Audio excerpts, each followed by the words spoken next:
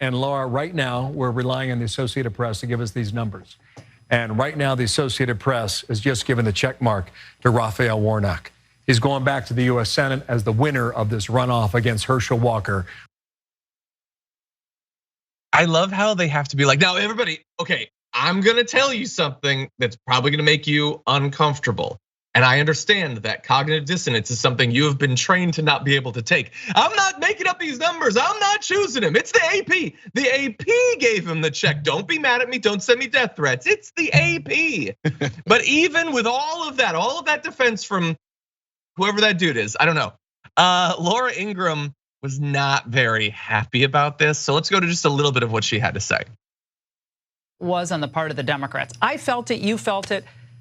But we don't change anything. We have the same people in place in leadership, same people in place apparently at the RNC. Perhaps that's not changing. We just keep doing the same thing over and over again. I'm pissed tonight, frankly. Go ahead. Yeah, it's really offensive. I'm mad. For Republican voters, for Republican donors. Okay, so she's mad, and the other woman, Molly Hemingway, who we'll get to, is mad. And honestly, a little bit of what she's saying kind of makes sense, although you'll notice she's completely absolving herself and the other people at Fox for all of what they've done that have made it hard for Republicans to get elected. So she's kind of freaking out. I feel like it's lashing out so that you don't have to look inward. It's like, go focus on these other people. I don't like them.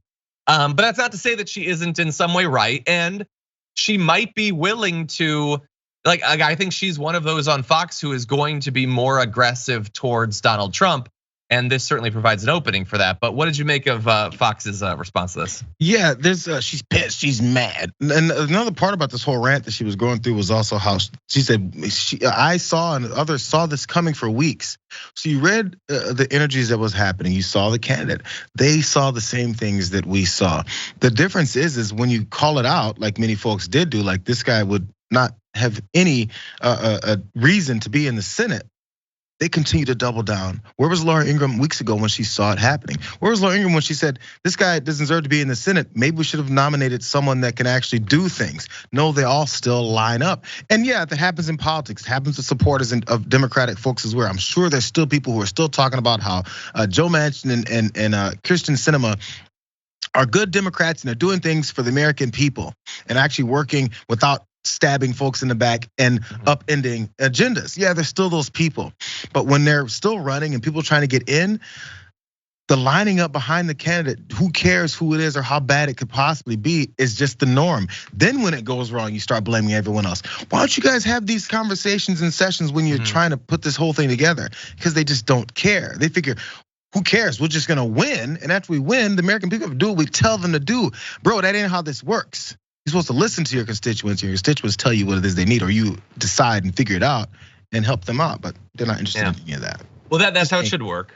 They don't want that. They want to beat their viewers into submission, and it's worked pretty well for them for the most part. Not recently necessarily, but yeah, that conversation that you're talking about, I love. Like the postmortem is always so self-interested. On the pre-port this morning, we talked about Marjorie Greene, who was saying like, Herschel Walker's loss is proof that these establishment Republicans don't get Georgia. Mitch McConnell, what are you talking? Mitch McConnell didn't want Herschel Walker as a candidate. What? That was Trump. The guy who you're defending right now was the one who wanted him as a candidate. And we have a version of that too. So Ingraham was all mad. She was talking with Molly Hemingway. Molly Hemingway says, we felt this coming. To me, it never felt like the Senate Republicans wanted this guy in office. He was a Trump pick. And they didn't like that. Now look, they might have preferred to not have Trump be picking a candidate, but yeah, they didn't want him, and they were just proven to have been right about that. I mean, you're sort of implying there that they didn't defend Herschel Walker enough. Well, maybe there shouldn't have been a Herschel Walker. Maybe Mitch McConnell isn't the biggest issue here. Maybe Donald Trump is the biggest issue. You're like tap dancing around what should be indisputable at this point. And what were they defending Herschel Walker from? Were they defending him on his stances, on his policies, on things that he said he's gonna do when he's in office? No, they're defending him on all the things that make up who he is and why people probably didn't want to trust him or have anything to do with anything he's saying, because he was lying about who he was. Let's keep it real. Yeah. You have to defend that, that's the problem. It's not impossible that there could have been a totally different Herschel Walker who was sane, but was being unfairly attacked by the media. Maybe there was racist stereotypes being used against him or something. His good relationship with his family was being attacked or whatever, but none of that was true. I mean, sure, there was probably some racism at the internet, come on. But like, he was being attacked for perfectly reasonable reasons. And they're saying support him more. They're saying ignore all of the reasons that he couldn't be elected. Ignore things that the electorate, I guess, some Republicans weren't able to ignore. For more political news breakdowns, interviews, stories of activism, and me trying my hardest to care about the occasional big celebrity news story, subscribe to our YouTube channel at youtube.com/thedamagereport. And you can ring the bell wherever it is so you don't miss anything.